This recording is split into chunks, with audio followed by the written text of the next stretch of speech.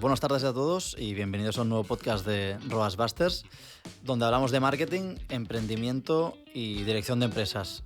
Como ya sabéis, si nos seguís de hace un tiempo, somos una agencia boutique de marketing digital, especialistas en social ads, Google Ads, email marketing y también consultoría estratégica.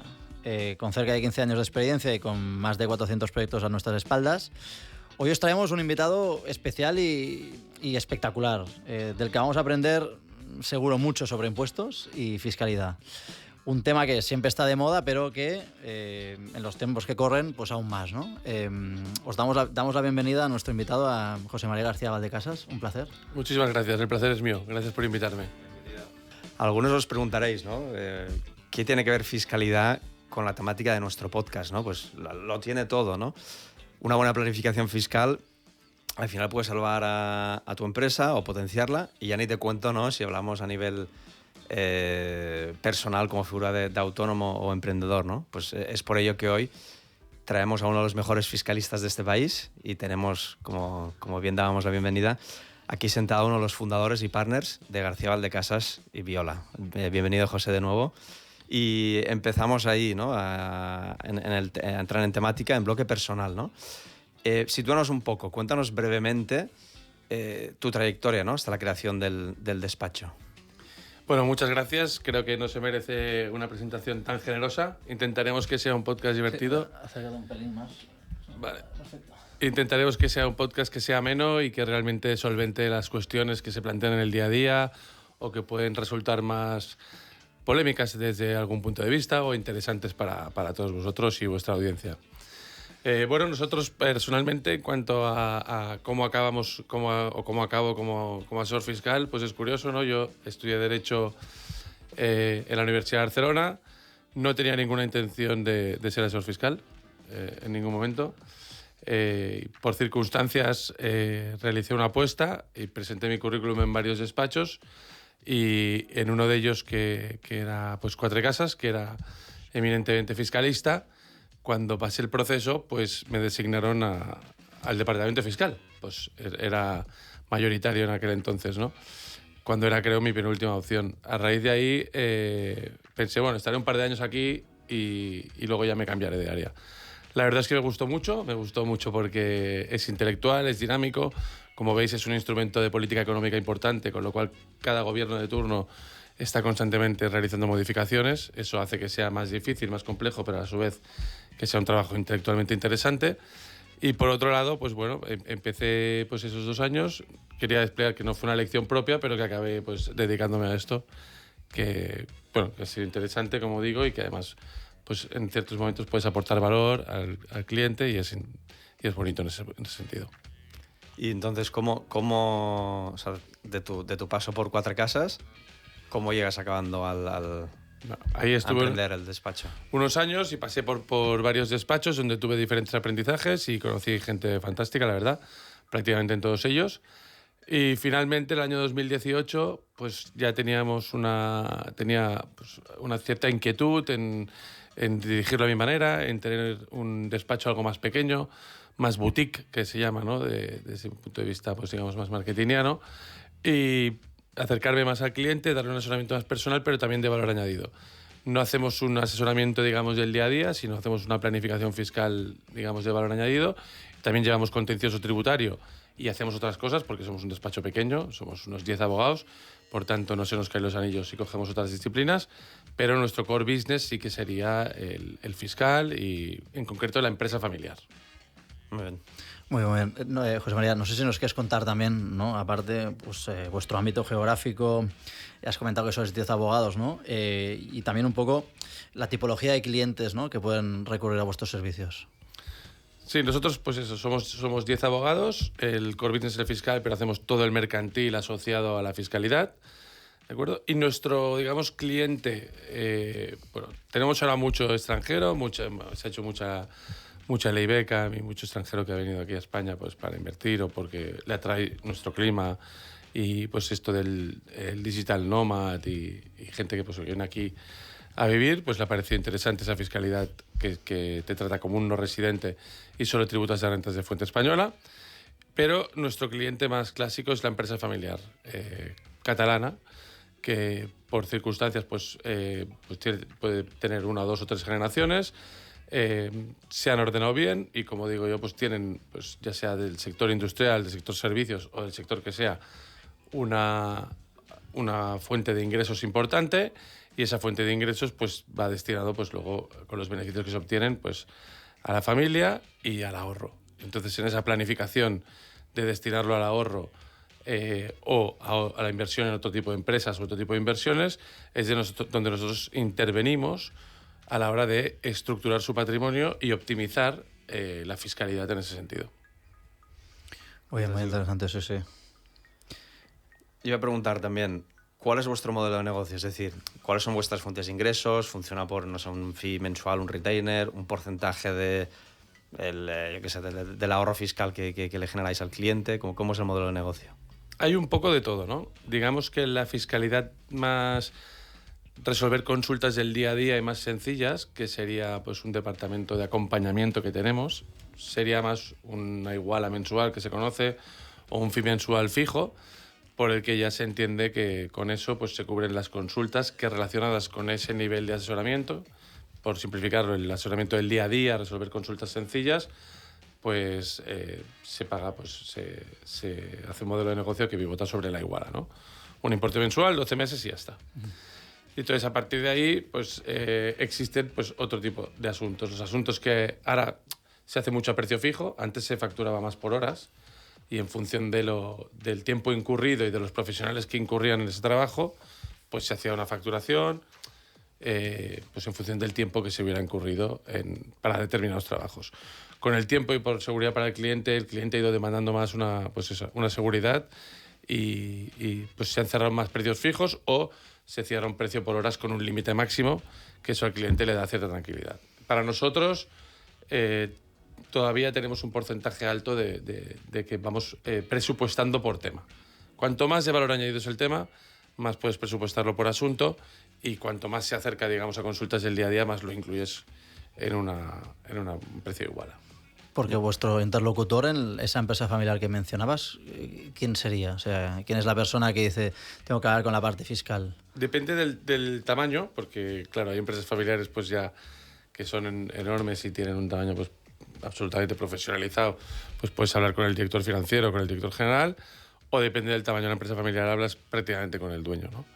En ese sentido, el asesoramiento que más nos divierte, que más nos gusta a nosotros, es cuanto más cerca estamos de la empresa familiar. Porque más allá del asesoramiento fiscal en sí mismo y en el ordenar bien no solo pues la fiscalidad operativa, por decirlo de alguna manera, sino también la sucesión y la fiscalidad de la empresa familiar buscando la exención en patrimonio, ¿no? Sino que además pues ese estar más conectado con el propio cliente te permite conocer más de su negocio, aprender más y que tu propia profesión sea un poquito más dinámica. No solamente temas fiscales, sino que te involucras un poquito más con todo. Entiendo que sois hombres de confianza, ¿no? Sí, absolutamente. Y casi como el médico de confianza de la familia, ¿no? Como quien dice, porque claro, al final temas fiscales entiendo que tienen una relevancia, ¿no? Que pueden provocar también, pues bueno, o estar muy tranquilo o estar muy intranquilo, ¿no? Supongo que tengas un asesor como vosotros les debe transmitir una calma que es como impagable, te diría.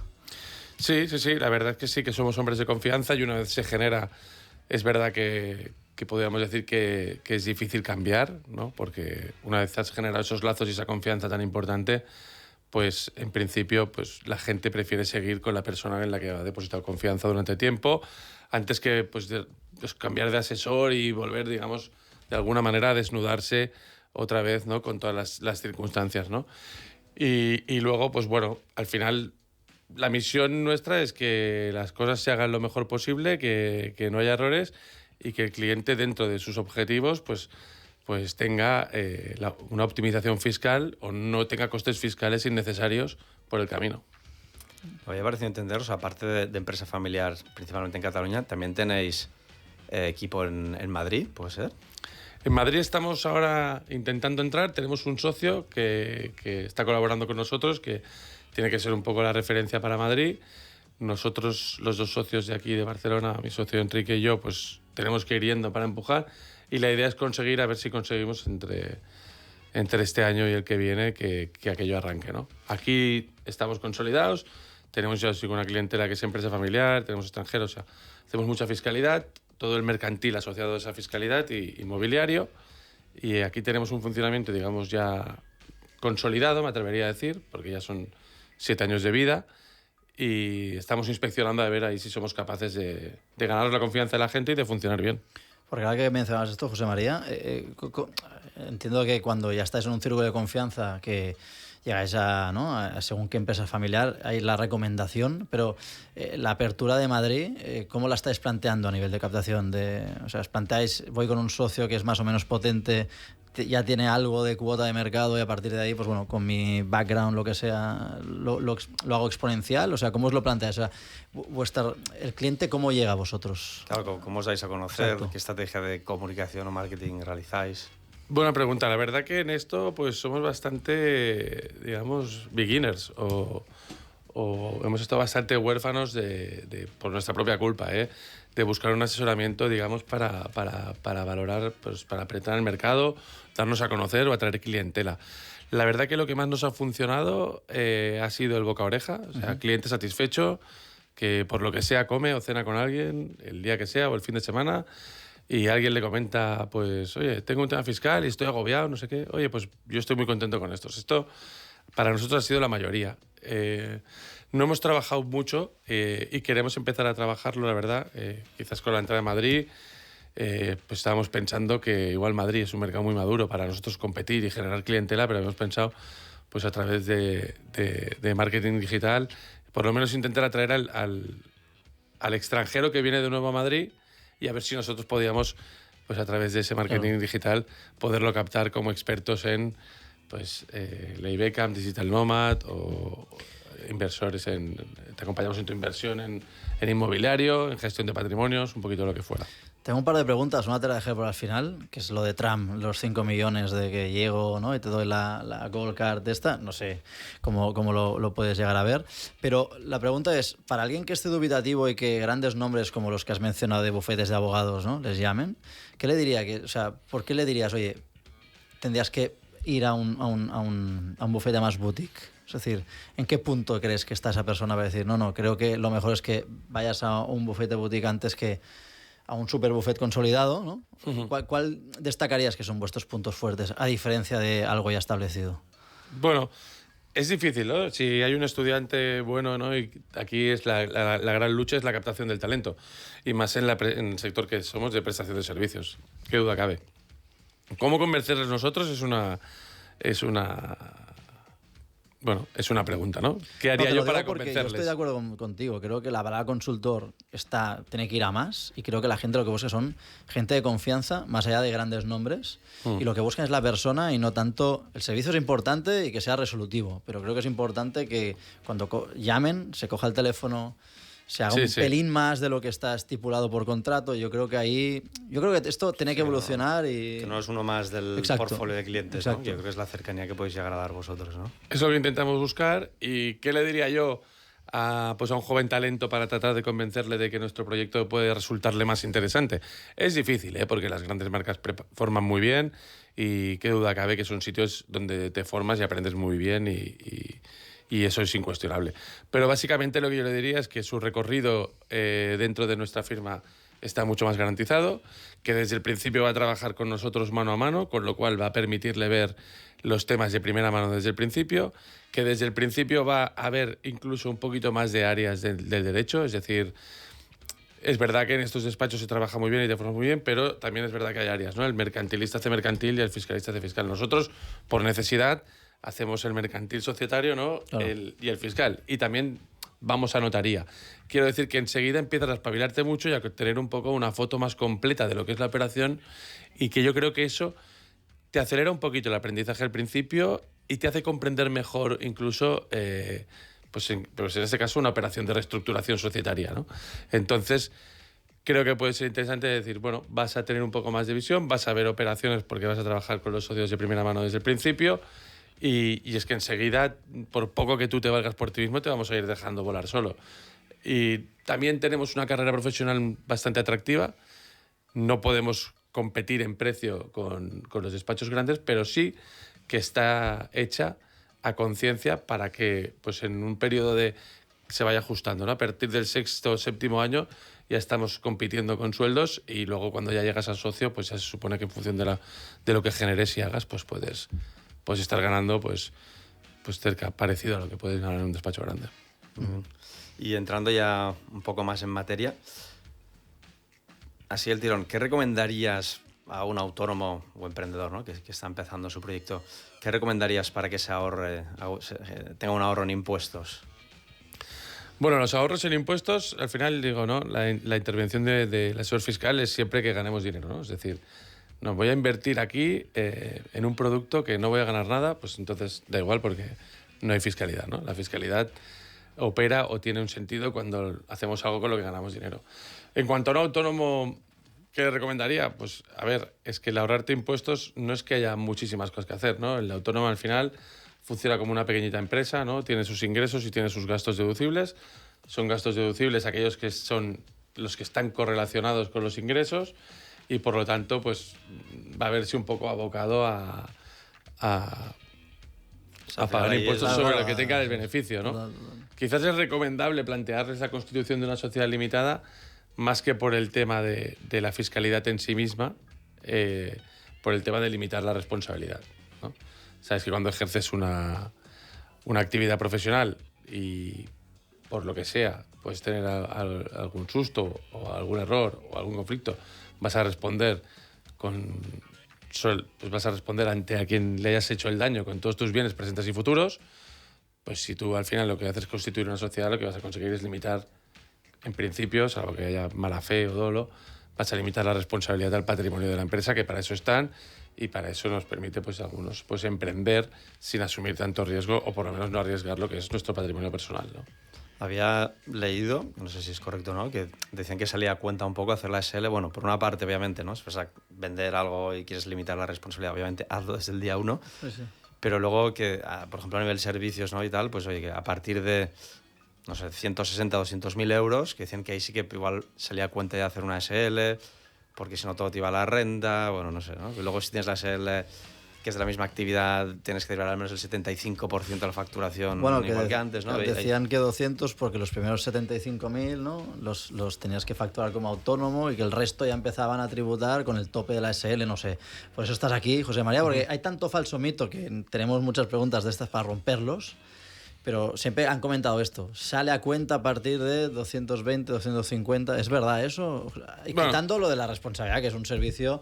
Entiendo que la acusación se pierde un poco, ¿no? Pero cuéntanos. no, a ver, matemáticamente a partir de cuando se la cuenta tendríamos que hacer pues eso, un modelo sencillo de decir, oye, a partir de qué salario, ¿no? Vamos a ver, me voy a poner en un tipo medio efectivo en renta que sea superior pues o al 25% general de sociedades o ahora que lo han bajado, ¿no? Porque la tendencia es que baje a ser sobre los primeros 50.000 el 17% y sobre el exceso el 20%. Hay unas transitorias 2 años hasta que se alcance esto.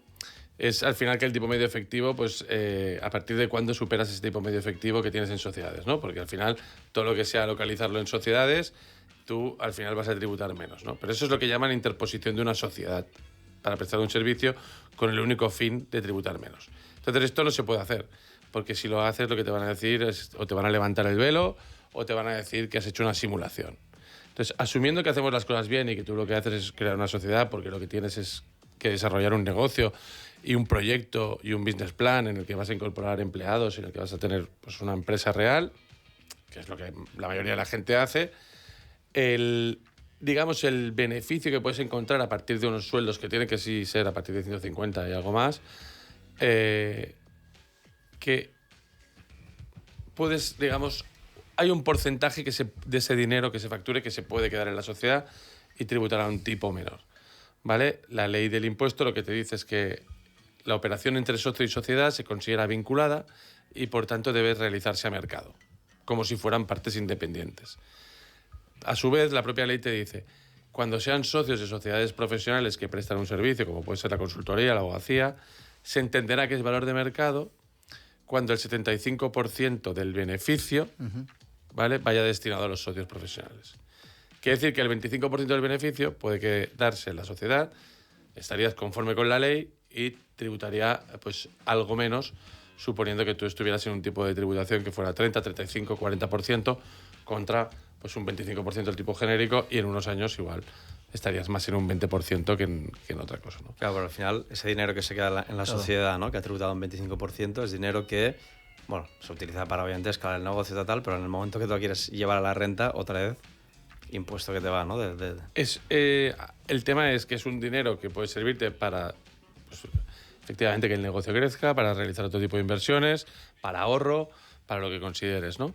Pero por otro lado, si lo quieres trasladar a la renta, pues efectivamente, ¿no? Lo que ocurre es que en este caso no tienes por qué trasladarlo como rendimiento de actividad profesional, habida cuenta que la remuneración de mercado se ha cumplido con el 75% del beneficio.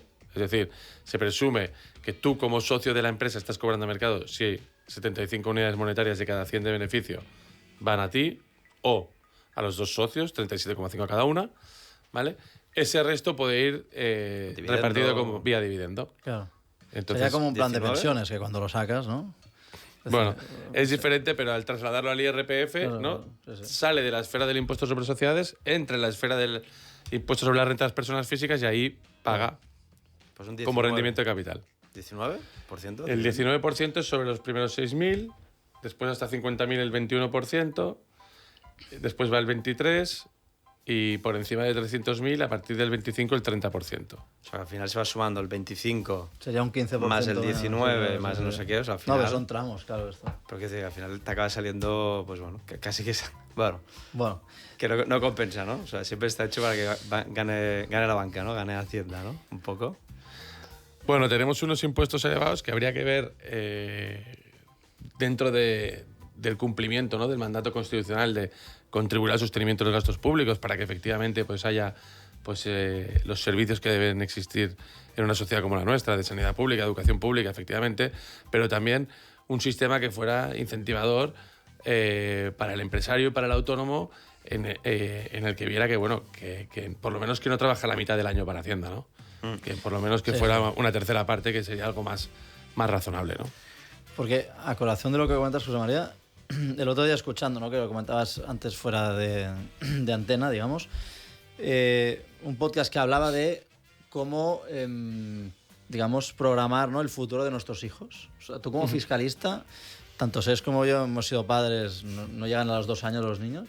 ¿Qué nos recomiendas? Es decir, mira, chicos, no sé, para que vuestro hijo, ¿no? Su cartera de ahorro vaya creciendo. ¿Tenéis algún tip que digas, es que esto lo tienes que hacer ya? O a los futuros padres, que nos pueden estar escuchando. Tip como tal, ¿no? Medidas a proponer para que se ayudara más a las familias. Por ejemplo, pues que la renta pues, se adecuaran los mínimos familiares y personales a la realidad y no a los importes que tenemos. Otra serie de estilos, sí. En cuanto a planificar un ahorro para los hijos de cara a futuro, pues cuanto más podamos ahorrar desde el principio y hagamos una hucha a medio o largo plazo, mejor, ¿no? Al final, si lo ponemos en un índice bursátil a 20, 30 años, pues deberían estar las cosas mejor, y si no es así es que ha pasado algo mucho peor, con lo cual, Correcto.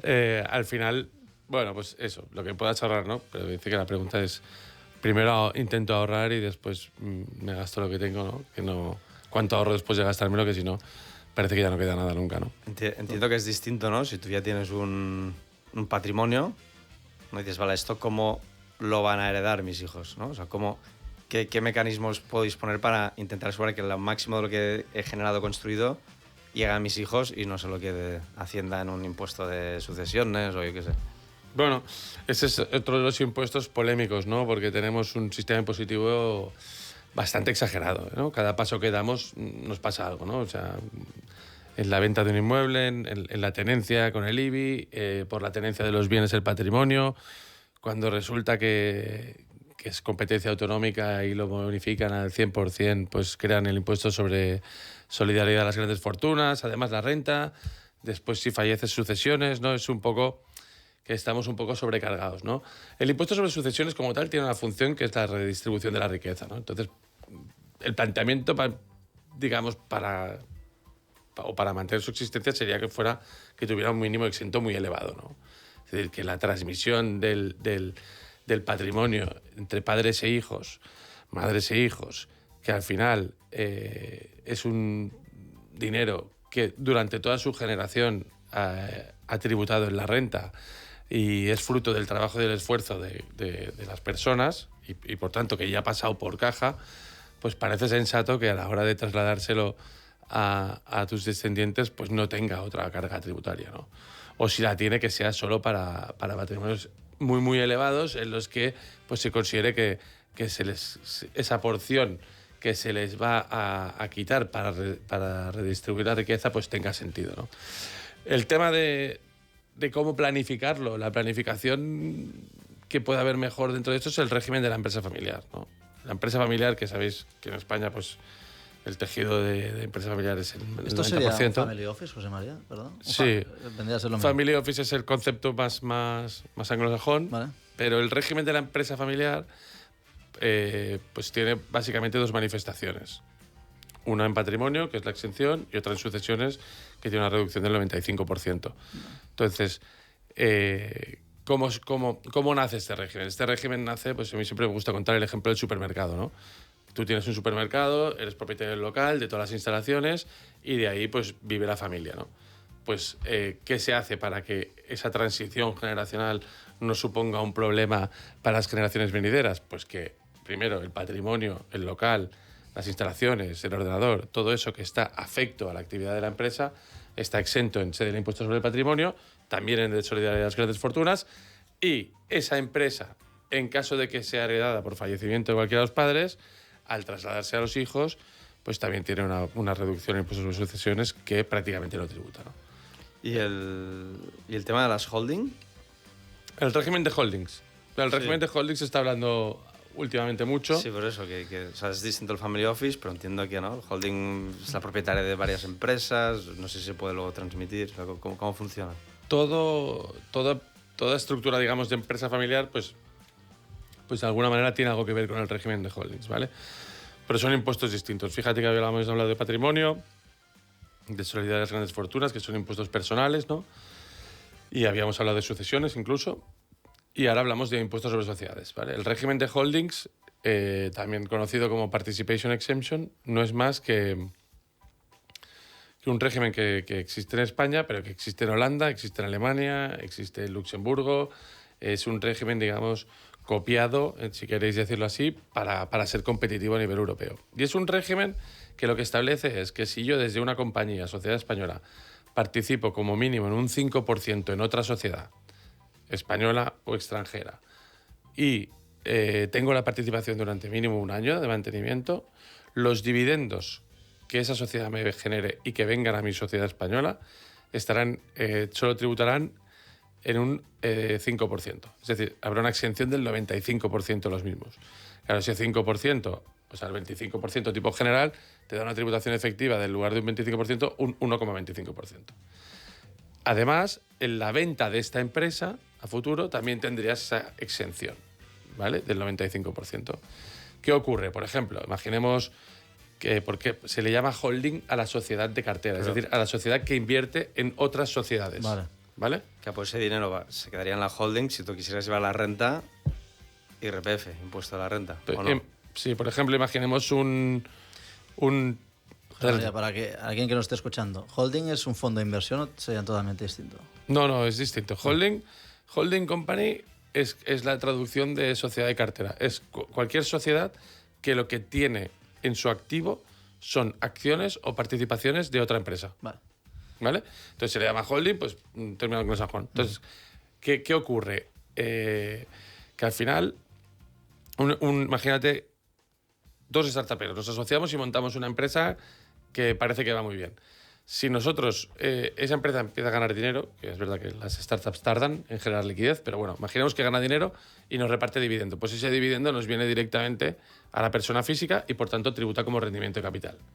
Si en lugar de eso, tú desde el principio lo que has hecho es la holding de uno de los socios, la holding del otro de los socios, y quienes han constituido esa startup son las holdings y no las personas físicas, esos mismos dividendos que fueran de la startup a las holdings de cada uno, en lugar de tributar hasta un potencial 30% en IRPF, quedarían en una tributación efectiva del 1,25%. ¿Qué te permite eso? Ahorrar, claro, destinar ese dinero en valor absoluto, prácticamente el 100%, a otras inversiones, llámalas pues, inmuebles para arrendarlos a terceros, llámalas voy a invertir en otra startup. Es un crédito bestial, ¿no? Voy a invertir en otro negocio, ¿vale? O ampliarla. O decir, oye, pues yo no lo voy a invertir todo. Voy a decir, oye, una parte de este dividendo sí que lo voy a trasladar a la persona física y voy a tributar por él. Y la otra parte, pues voy a hacer una inversión de mis negocios. No es que sea... es un mecanismo muy razonable, porque en realidad el título que tiene el artículo es exención para evitar la doble imposición. Entonces, ¿qué quiere decir esto? Que como la sociedad que ha generado el dinero tributa en el impuesto sobre sociedades y la que lo recibe también, lo que te dicen es no va a tributar por el impuesto sobre sociedades 2 veces. ¿Vale? Es un mecanismo de corrección de la doble imposición. Vale. ¿Qué ocurre? Que mientras estés en el entorno de impuestos sobre sociedades, por decirlo de alguna manera, no debería tributar 2 veces. Se corrige así la doble imposición. Y cuando sale fuera del impuesto sobre sociedades y accede al impuesto sobre la renta, a la persona física, entonces sí que ya vuelve a pagar. Entonces, la holding como tal no tiene ¿cómo se dice esto? ¿No? Una actividad, quiero decir. No es que la holding tiene que estar registrada en este tipo de actividades. Es decir, si luego, suponiendo que un emprendedor lo va bien, vende su startup, tal, tributa al 5%, 1,25%, y ese dinero que está ahí lo puede destinar, como has dicho, a inversión inmobiliaria. Ahora invierte una empresa de carnes. O sea, no tiene que estar en un sector en concreto. No. En absoluto. Eso sería tanto como absurdo, ¿no? Sería cuestión de ampliar el objeto social de la compañía, si no lo tiene lo suficientemente amplio, y entonces coger y decir, oye, yo pues de esto una parte voy a repartir dividendo y la otra parte es que es verdad que yo soy socio de la compañía. Yo o los que seamos socios y como tal tengo la capacidad de decidir si distribuyo o no dividendo, pero el dinero es de una empresa. Y esa empresa tiene su personalidad jurídica y puede decidir perfectamente invertirlo en lo que considere. En otras startups, de otras terceras personas, invertirlo en la economía en activos financieros o invertirlo en inmobiliario, efectivamente, para alquilarlo a terceros o para el proyecto que considere, ¿no? Muy bien. Y una patrimonial, por ejemplo, a diferencia sería algo más específico del sector, por ejemplo. Bueno, suena como es similar, no entiendo, o no tengo ni idea, José María, por eso estás aquí. Digo, ¿por qué una holding, por qué una patrimonial sí también pueden haber este tipo de...? Bueno, la patrimonial como concepto, digamos, de la calle es una sociedad donde tú puedes ir, digamos, que has recibido dinero de negocios operativos que tienes, empresas, industriales, servicios, lo que sea, y los vas destinando a ahorro y le llamas patrimonial, coloquialmente hablando. ¿Vale? Una entidad patrimonial, digamos, desde un punto de vista fiscal, ¿vale?, es aquella, digamos, que por decirlo de alguna manera no desarrolla una actividad económica. No se han puesto medios materiales y personales tal. Son como activos de uso privativo, para entenderlos, que están dentro de una sociedad. Entonces, esa sociedad como tal no se considera como realmente una sociedad operativa o de negocio. La holding, siempre que tenga participaciones en empresas del 5% para intervenir o participar en la dirección de las mismas, o invierta en inmuebles para alquilarlos a terceros, pues será una empresa que estará plenamente operativa, ¿no? Tendrá que tener pues unas personas contratadas al final, porque al final si tienes un patrimonio que vas destinando al arrendamiento a terceros o a invertir, pues vas a necesitar tener personal contratado, ¿no? Perfecto. Yo, si me permites, quería volver antes a las herencias. Porque yo creo que también hay un falso mito como las ocupaciones. En la primera morada entran los Mossos y sacan los ocupas. Muchas veces dicen, no, es que yo voy a heredar el piso de mis padres, un único piso de un valor normal, y voy a tener que pagar, cuando hay veces que quizá no tienes que pagar nada.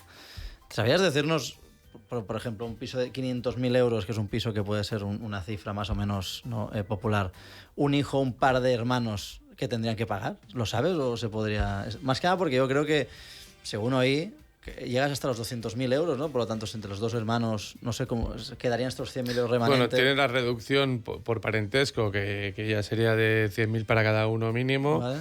Y además tienes, si es la vivienda habitual, una reducción del 95%. Vale. Con el mantenimiento prácticamente quedaría una tributación irrisoria, ¿no? Vale. No, lo digo porque hay gente que el tema del impuesto sobre sociedades es que me va a afectar. No, a ti no te va a afectar, igual que lo de la ocupación no te afecta a ti porque es primera o segunda morada. Entonces, Que hay veces que es interesante recalcar esto porque la gente se piensa que el problema de la gente, ¿no? Con cierto poder adquisitivo es el mismo que ellos. No, una cosa es heredar un inmueble y entonces que prácticamente, te digo, no quedaría ninguna tributación, y otra cosa pues ya cuando se heredan bastantes inmuebles. Claro. El problema de los patrimonios inmobiliarios cuando se heredan es la falta de liquidez, claro, y el tener que pagar un impuesto muy elevado con falta de liquidez. Perfecto. Cambiando un poco de tercio y entrando un poco en el punto más, ¿no?, más gossip, pero para ti, José María, ¿cuál sería el mejor país para vivir, fiscalmente hablando? No digo del sol. No sé si tú tienes uno que dirás, no, es que en teoría, teóricamente a nivel fiscal es el mejor país del mundo. ¿Cuál dirías que es? Bueno, es complicado decir el país, digamos, porque claro, tienen que darse unas circunstancias. Si es solo fiscal, si el único criterio, el que me tiene que marcar es la fiscalidad, hombre, cualquier paraíso fiscal, ¿no? En los que no va a haber tributación, que son islas y que son playas maravillosas. Si tiene que tener ya ciertos componentes de posibilidades empresariales, de acceso a sanidad pública y a ciertas cosas, pues probablemente pues, por cercanía, por comodidad, por cultura, Andorra pues sería un sitio de fácil acceso y de fiscalidad, digamos, amistosa o amigable. Se había escuchado, ¿no?, que se hablaba mucho de República Dominicana, ¿no? Bueno, porque Julio Iglesias estaba ahí, Julio Iglesias estaba en República Dominicana y decían que también Madeira, también la isla de Man, todas estas, ¿no? Sí, el listado de paraísos fiscales tienes un montón. También te vas a Emiratos y en principio no pagas impuestos, ¿no? Creo que está cambiando ahora esto, ¿no? Pero bueno, no sé cómo va, pero sí. No, es prácticamente tax free, claro, y es un sitio pues atractivo si realmente, pues bueno, si tienes capacidad de desarrollar ahí un negocio y tienes visión, desde luego es un sitio donde puedes encontrar inversores y desde un punto de vista fiscal es muy interesante porque prácticamente es tributación cero y además hay convenio de doble imposición con España, lo cual lo hace atractivo para las inversiones tanto de ida hacia allí como de venida desde allí hacia aquí.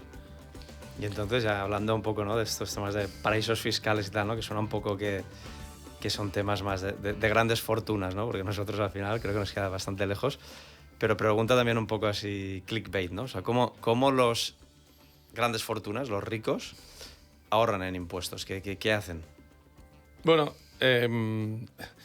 invertir en paraísos fiscales, si lo hacen, asumen demasiados riesgos. Eso no es una planificación fiscal ni un asesoramiento, ¿no? Porque al final es tan burdo como esconder el dinero en un sitio y eso es asumir un riesgo muy elevado.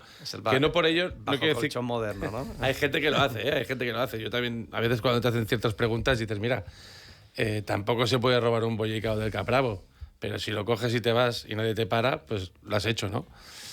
Pues eso, hay muchas cosas que no se pueden hacer y que no son planificación fiscal. Otra cosa es que se hagan y gente que salga con la suya y mucha gente que no y que esté sufriendo mucho, ¿no?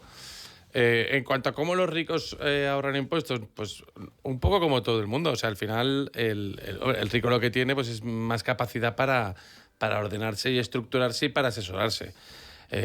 Pero vamos, ya te digo, en patrimonio lo que puedes hacer es el régimen de la empresa familiar y que todo esté dentro de un paraguas que cumpla los requisitos de la empresa familiar, que es que esté afecto a una actividad, que tengas unos porcentajes determinados entre los miembros de la familia y que básicamente, pues como mínimo, una de las personas del perímetro familiar viva principalmente de rentas que provienen de ahí.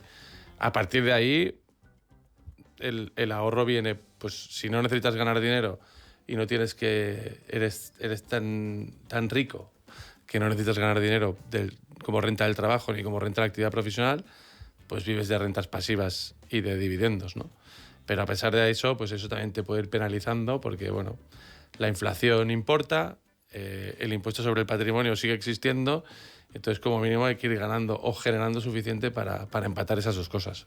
Esto es muy interesante, porque al final entiendo que estas grandes fortunas también tienen grandes asesores a su lado que les hacen invertir bien, pero sí que es cierto de que si tú no vas generando y que solo generas a un ritmo que es en base a los mercados, como no lo hagas bien, ¿no?, pierdes delante de, ¿no? Pierdes poder adquisitivo, claro, porque el dinero no, como no empates a la inflación con tus inversiones, ya mal, ¿no? Correcto. Pero además tienes un coste que es el impuesto sobre el patrimonio, el impuesto a las grandes fortunas. Un impuesto injusto, ¿no? A mí, así como hay otros que os digo que considero que tienen todo el sentido y que nuestro sistema los necesita para garantizar unos mínimos que tenemos que tener en nuestra sociedad, el impuesto sobre el patrimonio, pues después, lo que decimos, ¿no? Después de haber ganado tu dinero, que por el hecho que lo ahorres y lo tengas que pagarlo, pues tengas que pagar un impuesto, pues parece un poco... Más cuando es un impuesto que prácticamente en el nivel europeo ya ni existe, ¿no? Y aquí lo tenemos... España es de los pocos países que todavía lo tiene. Sí, efectivamente. Joder. Y no solo eso, sino que ahora, pues eso, que han puesto el de solidaridad de las grandes fortunas en un arrebato un poco extraño de intervenir en la capacidad legislativa de las comunidades autónomas, ¿no? Poco Es raro. verdad que España decían que el 80% del multimillonario era de herencia, es decir, que da la sensación de que España cuesta mucho, en parte a lo que decías, ¿no? De la fiscalidad, de que surjan nuevos negocios y de que lleguen a buen puerto. Porque claro, si al final si analizas y dices el 80% de los ricos son de herencia, algo está ocurriendo aquí. Y hay 4, ¿no? Es decir, lo comparas con Estados Unidos, que no sé las cifras, estoy hablando un poco como conversación de bar, ¿no? Pero no tenemos esos referentes como pueden tener, ¿no? De cuántos jóvenes hay que digas, bueno, sí, están algunos los típicos que conocemos, pero Por ahí. es curioso. Y algún referente, ¿no? Que sale, le están dando palos, ¿no? Tipo Pero Oscar Pierre de Globo. Pero se van últimamente. generando. Yo creo que hay un entorno de gente que ha salido muy buena y muy preparada. Yo, No, creo, 100%, sí. yo creo que culturalmente lo que es verdad es que estábamos más acostumbrados a que nuestra vida profesional tenía que ser pues empezar en un sitio, ser leal durante 30 años de tu vida, hacer carrera allí, me da igual si es una entidad financiera, una consultora o un despacho de abogados, pero que era toda tu vida ahí y tal. Aquí hay muchísima gente admirable y solo en Barcelona, bueno, y en Cataluña y en toda España, ¿no? Pero que aquí en particular hay un ambiente de startupero, de gente que está sacando cosas y apareciendo muy interesante. Y gente que ya paga patrimonio, y bastante. Entonces, y que al principio, bueno, pues se lo veían de una manera y con el tiempo dicen, oye, es que esto realmente no deja de ser un poco injusto, ¿no? Porque es lo que un poco todo el mundo tiene en la cabeza, que pagar por lo que ganas, incluso que sea progresivo, ¿no? Aunque también podría limitarse eso, aunque sea progresivo, puede tener sentido. Pero ya patrimonio, prácticamente todo el mundo entra Bueno, y conviene claro, que no es un impuesto que no tiene mucho sentido. Bueno, luego viendo ahora ya también, conversación de bar, pero Sí, ya te veo viendo que algo bajo también como en qué se están gastando los impuestos muchas veces, ¿no? Que ves que a nivel de pues, los hospitales que a veces están todo más anticuado, los médicos pobres los tratan fatal a nivel salarial y tal, más inseguridad, más suciedad, más no sé qué, ¿no? Entonces, ostras, cada vez se pagan más impuestos, tenemos esa percepción de que se paga más, pero lo que recibimos a cambio parece ser que cada vez es menos, ¿no? Entonces yo creo que genera ese ambiente de también yo creo que crispación, ¿no? tenemos acceso a una información que antes quizá no, y yo creo un sentimiento crítico que también es muy de sofá, pero yo creo que la gente no se está dando cuenta de que, ostras, estoy generando valor y luego pues me lo encuentro en la renta, ¿no? Que esto es algo también, no lo sé. John Cage nos lo decía, aeronáutico, Boston Consulting Group, y está haciendo miles y miles de pasteles. El tío dijo, yo paso de viajar tanto a Qatar, Dubái, me estaba yendo la salud en ello, voy a ser feliz.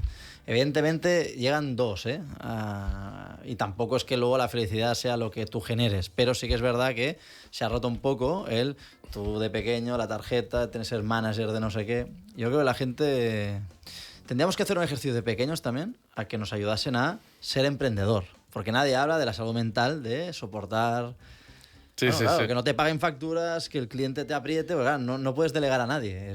Pero es coger las riendas, sí, pero impresionantemente es lo que digo, que ha habido un cambio, yo creo, de un par de generaciones aquí, en el que hay una cultura emprendedora muy envidiable aquí, ¿no? Entonces el tema es que la burocracia es exagerada y aquí sería muy importante pues facilitar las cosas, aligerarlas para que pues ese talento aflore, que además es un talento que genera empleos, que atrae talento a su vez, ¿no? Por eso sitios como Barcelona, como Cataluña, son inmensamente atractivos para cualquiera, por su clima, por su luz, por su ambiente.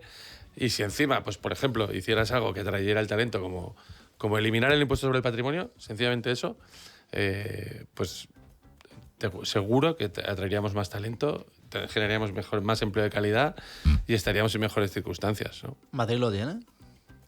¿Patrimonio? Sí. No, pero como se han impuesto el impuesto de solidaridad sobre las grandes fortunas, pues entonces ahora sí que en Madrid se paga patrimonio, porque es un impuesto que básicamente se remite a la ley del impuesto sobre patrimonio para regularse. tiene algunas especificidades, pero... Sí, interesantísimo, ¿eh? Yo creo que nos queda un cuarto de hora, daría como siempre para 3 horas más, pero bueno, si queréis ir avanzando. Otra pregunta, José María, ¿planes de pensiones o inversión? Pues al final, antes estaba muy de moda, me acuerdo que en la época de nuestros padres, ¿no? de nuestra generación, no, plan de pensiones porque voy ahorrando, pero la percepción que tenemos desde fuera es que ya no gustan los planes de pensiones. Como todo en la vida, no debería ser una respuesta a fiscalidad. Debería ser una respuesta de ponlo donde, en un producto que vaya a ser lo más rentable posible. Por tanto, al final un plan de pensiones es como un fondo, ¿no? O sea, es un sitio donde se acumula dinero y que hacen una bolsa, ¿no? Y lo invierten en diferentes activos y como pues es un dinero el que hay, pues lo van diversificando y al cabo de un tiempo te dice, mira, pues la rentabilidad de tu plan de pensiones de este año pasado es de un 5%, de un 4%, de un 3% o de un 7%, no lo sé. Depende del tal. No, los planes de pensiones eran interesantes pues cuando la aportación pues te supone una reducción de la base imponible porque hacía que esa aportación redujera un poco el tipo de gravamen en renta. ¿Qué conseguías con eso? Pues si reducía la tributación, pues podías ahorrar un poco más y eso pues era dinero que te iba rentando pues, a mayor masa de dineral en rentabilidad, mayor capacidad de generar beneficios, ¿no? Y cuando se producía la tributación, pues al momento del rescate, ¿no? Cuando se daban las contingencias, ya fuera fallecimiento, jubilación, ¿no? O discapacidad.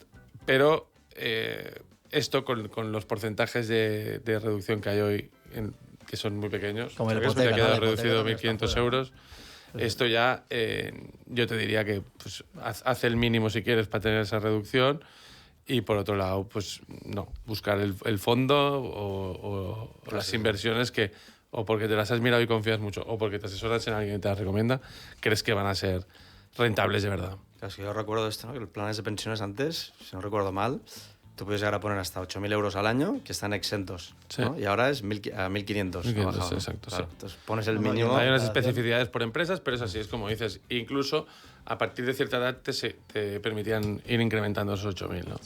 Claro, todo eso te permitía, pues por lo menos, reducir una partida más imponible, ¿no?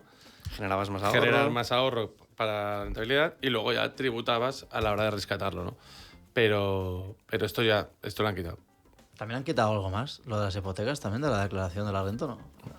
Que antes te podías desgravar, ¿no? Hijos, no sé. Yo sé que algo más se han cargado y no sé qué es. El tema de la deducción por adquisición de vivienda habitual. Exacto, sí, ¿ves? Sí. Sabía que algo más también estaba... También lo han quitado. Sí. Y lo que... Bueno, es que entraríamos en polémicas, ¿no? No, para... Quieren fomentar el acceso a pero, por la ejemplo, gente joven a vivienda, pero luego quitan las ayudas. O sea, no el sé. ITP, que es un impuesto que se cobra que te lo cobra la comunidad autónoma cuando compras una vivienda de segunda mano, porque si es de primera mano o primera entrega, que se dice técnicamente, va por IVA. El ITP, claro, pues el ITP tú te vas a un 10% hasta 1 millón y luego por el exceso un 11%. Y ahora incluso lo quieren subir más. Claro, ¿qué ocurre? Pues por lo menos sería razonable que para primera vivienda, da igual la edad, no, ni joven, ni mayor, ni nada, da igual la edad. Primera vivienda. La primera vivienda, la persona que se compra la primera vivienda, que su ITP sea del 2% o del 3%. Y A partir de ahí, si quieres, pues ya lo puedes incrementar y tener otros tipos que puedan ser más elevados, pero por lo menos para la primera vivienda, meterle un coste a cualquier persona de un 10% más, me parece un poco exagerado, ¿no? Escuchándote, José María, los gobiernos tienen asesores como tú. Bueno, no sé si como tú, pero entiendo de que colegas de tu profesión que entiendo que son igual de válidos. Mejores, seguro, la mayoría. Entonces, claro, entiendo de que se sientan en mesas en donde ellos deben proponer una serie de cosas que todo no. Hay muchas que no son... Claro, aquí ya están las ideologías, ¿no? Y me imagino que hay muchas que no son vendibles o que de cara al votante son difíciles de explicar, pero la mayoría de estas redundarían en beneficios para todos. Cuando digo para todos, son para todos, porque la de la primera vivienda, ¿quién no me la compraría? Claro, luego un te dirán ITP que eres reducido. populista, pero claro, es que a mí no me parece populista, es que a mí me parece de Para todos que no tenemos un problema de acceso, pues hacer la vida más fácil, ¿no? ¿Quién no podría decirte? El impuesto sobre el patrimonio quizás es afrontarlo es un poco, no, mira, porque les quitas el patrimonio a los ricos. Bueno, depende, eso sí que puede ser populista, pero si toda la gente está pagando sus impuestos cuando toca, oye, ¿por qué por la mera tenencia tienes que pagar? Cuando además es un impuesto que está demostrado incluso a nivel europeo que está obsoleto, ¿no? Y que en el fondo no deja de ser una doble tributación. Bueno, yo creo que hay cosas que podrían hacerse que servirían para atraer talento. Yo me he encontrado potenciales clientes que venían a España porque habían vendido su startup en otro país y querían aquí colocarse, pues habían buscado cole, estaban enamorados de Barcelona, por ejemplo, y les decías un poco, pues te preguntan, oye, ¿cuál va a ser mi fiscalidad? Y cuando les comentabas sobre el patrimonio, pues se buscaban otro sitio, porque aunque no fueran importes muy elevados, conceptualmente es algo que la gente pues dice, no, yo pagar por lo que gane y por lo que genere trabajando, fantástico, no le veo problema, tal, pero hombre, por todo lo que tengo... Ya he pagado yo eso. Sí. O sea, Es un más poco, de lo que ya he pagado, hostia. es un poco lo que le pasa a la gente. Entonces, bueno, que pues ese talento que podía estar aquí, generar empleo y ser competitivo y ser pues un perfil interesante para todos, pues está en otro lado, ¿no? No sé si acabó en Madrid o en Lisboa, pero aquí en Barcelona no sé qué. Lo que más me alucina es el tema de diferencias autonómicas, ¿no? O sea, esto también me parece a nivel... Claro, pero si queremos en el estatal Estado autonómico... Sí, pero es que no sé, yo alucino, o sea, con esto, pero bueno. Estamos siempre, ¿no? El debate es si todos debemos contribuir en igualdad al sostenimiento de los gastos públicos, ¿no? Porque hay diferencias. Porque claro, si hay elecciones autonómicas y creemos en las autonomías y cada vez tiene más competencias, pues que se cumpla lo que o que la mayoría de ciudadanos voten en su comunidad autónoma, ¿no? Es que escuchándote, José María, o sea, puede ser de un sitio u otro, pero es que me parece de lógica y sentido común lo que comentas. No sé, ¿eh? Es que yo pienso, por muy progresista que seas, ostras, que vuelvan a entrar a tu cuenta y que te reclamen algo que tú ya has pagado esos impuestos, es que yo no sé, es que yo soy igual de solidario, es que parece que seas mala persona para afirmar según qué cosas. Es que me parece, es que es indignante. Es que no sé cómo se puede pensar al contrario y de forma firme, no lo entiendo. O sea, no, yo sí, pero no lo voy a decir. Voy a entrar a... Volviendo un poco a materia de startups, que nos queda poco tiempo, te quería preguntar también, ¿no? O sea, hemos hablado ya de cómo proteger un futuro éxito de la compañía con el tema de las holdings, etcétera. Pero también está la retribución no monetaria en algunos empleados clave, ¿no? Tipo las phantom shares, ¿no? Entonces, ¿cómo tributan? ¿Cómo funciona el modelo de las phantom shares? Bueno, sí, estos son otra vez, siempre adoptamos o heredamos conceptos ingleses, ¿no? Que al final hemos de traducir aquí para ver cuál es su fiscalidad, ¿no? Es una de las cosas bonitas del fiscal que siempre te exige, ¿no? Porque tú has de primero entender lo sustantivo, es decir, de qué estoy hablando, ¿no? Nunca voy a saber cómo tributa una permuta si no sé qué es una permuta, ¿no? Entonces, ¿qué es una phantom share? No sería lo primero. Claro, una phantom share es precisamente una acción fantasma. Básicamente es un bonus indexado a la evolución de la acción. Es decir, un bonus indexado a la evolución del valor de la compañía. Que se divide ese valor en el número de acciones y tal. Pues entonces, esa entrega de phantom shares depende de cómo se vayan devengando.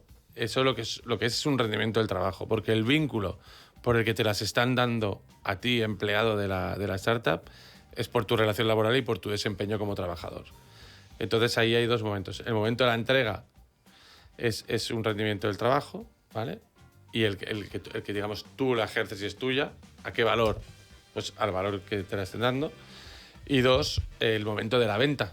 Una vez ya la has adquirido, la venta, pues la ganancia patrimonial que en su caso ocurra, precio de venta menos valor de adquisición, que es el momento en que tú te fueron entregadas,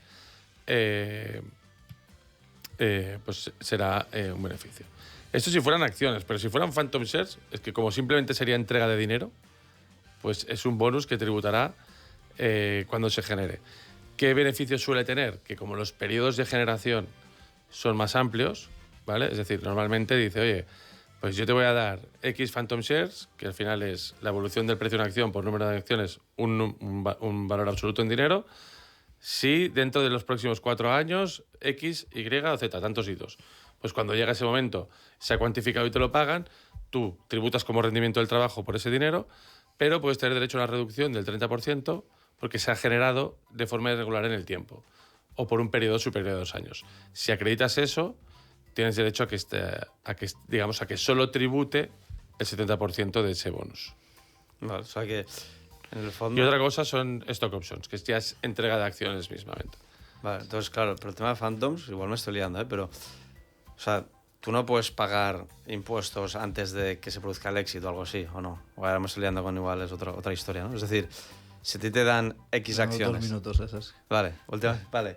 Se te dan X acciones, ¿no? ¿Te dan acciones Ahora o te dan Phantom Shares? Phantom Shares, perdón. Vale.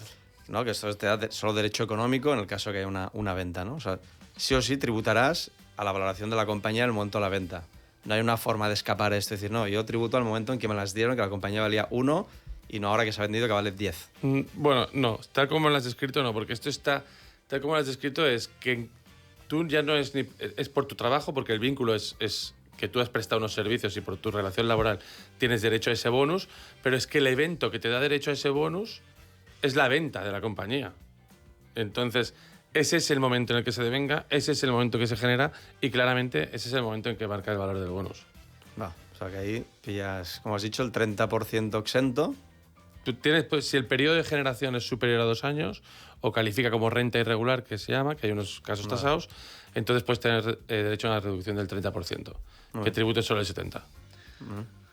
Time out. Habría preguntas para Sí, 2 horas más. Como nos han siempre. quedado muchas preguntas en el tintero. Siempre nos ocurre lo mismo. Había lo de la fiscalidad contenciosa, ¿no? Que también es Sí, polémico porque... Y luego, exacto, el falso mito del empleado, que la gente se piensa que porque tener 2, 3 trabajos pago más. No, señor, lo que usted hace es acumular lo que usted... No pagas más, pagas ingresa, igual. el total, Lo y que pasa es luego, que como te claro. retienen menos porque cada empleador piensa que te paga lo suyo y no tiene en cuenta lo que cobras de otros lados, Claro. la retención es menor y el importe resultante a la hora de hacer la renta es a pagar, ¿no? Es el total acumulado. Pero bueno, la gente, no, es que tengo 2 trabajos, es una mierda porque voy a pagar más fiscal. No, se la acumula, claro, es que, pero bueno.